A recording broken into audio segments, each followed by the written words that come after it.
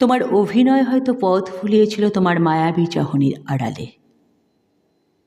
রহস্যময় মনের এক ভয়ানক চক্রব্যূহ ধীরে ধীরে আষ্টে পৃষ্ঠে বাঁধছে আমায়, ঠিক এটা বুঝতে পারিনি আমি।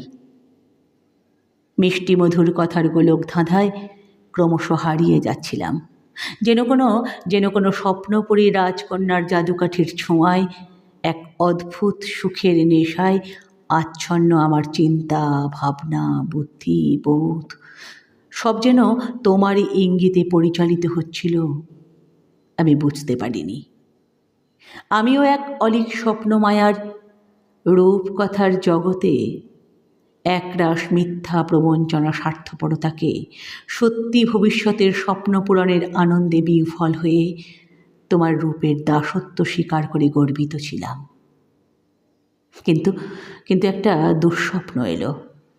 হয়তো আমারই চেতনা ফেরাতে শিকারীর ফাঁদে থাকা গোপন পথটি উন্মুক্ত করে দিয়ে কোনো এক অদৃশ্য কণ্ঠস্বর বলে উঠল, বেরিয়ে আয়, ও রূপের জৌলুসে আর আবদ্ধ থাকিস না, বেরিয়ে আয় ওই মোহমায়ার অদৃশ্য জাল থেকে।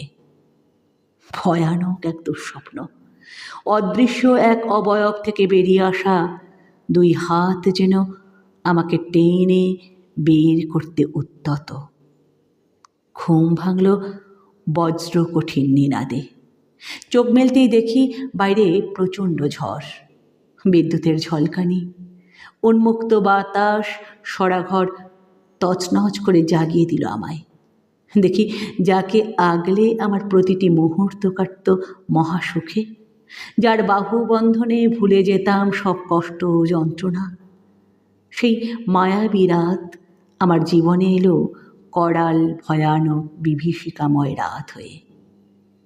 বিদ্যুতের ঝলকে দৃষ্টিতে পড়ল ছায়াময় আলিঙ্গনরত দুই অবয়ব। আমার অসার শরীর একটু একটু করে সাড়া দিতে শুরু করলো। নেশার আচ্ছন্ন ভাবটা ক্রমশ কাটতে লাগলো। অনেক কষ্টে নিজেকে মুক্ত করলাম শয্যা থেকে।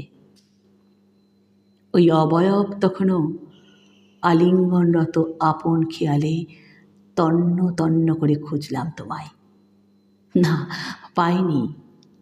আমার শরীরের ঘ্রাণে মিশে থাকা তোমার বিশ্বাসের সুগন্ধ আমায় ত্যাগ করেছে। বুঝলাম তুমি নেই, যে তুমির জন্য আমার সর্বসুখ অর্পণ করেছিলাম। তোমায় অবহেলে আজ সেই তুমি আমার দুঃস্বপ্ন। ওই ছায়াময় অবয়ব যেন অপার্থিব কোনো ভয়াল প্রেত। আমার দীর্ঘ রোগ ভোগের কারণটা আজ বুঝলাম।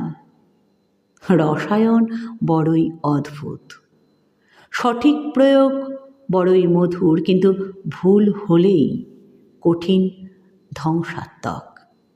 এবার আমার দেহ মন চেতনা নেশামুক্ত। মুক্তির এর স্বাদ যে আমি চাইনি। তোমাকে হারাবার যন্ত্রণা যে মুক্তির আনন্দকে মলিন করে এক অসহ্য যন্ত্রণা আমার হৃদয়কে বেঁধে দিয়ে যাচ্ছে। বিশ্বাসঘাতকতার তপ্ত অদৃশ্য শলাকা। ভীষণ মায়াবী তুমি, ভীষণ মধুর। তোমার সৌন্দর্যের অন্তরালে তুমি বড়ই নির্মম। কিন্তু আমি অপারগ। এই গল্পের ইতি করতেই হবে। এই ভয়ানক দুঃস্বপ্ন যেন আর কখনো কারো জীবনে পুনরাবৃত্তি না ঘটে। আবারও বজ্রের ভয়ানক নিনাদ, আধারে অল্প ধোঁয়ায় ঝাঁঝালো গন্ধের ঘ্রাণ, লুটিয়ে পড়া যুগল অবয়ব, ঠোঁটের কোণে তের্যক হাসির ফুটে ওঠার সাথে চোখের কোণে স্যাঁতস্যাঁতে অনুভব। ধীরে ধীরে আবারও এক নতুন সকালের প্রতীক্ষা, মোহমুক্ত নতুন জীবনের সন্ধান। সাবধান, সাবধান।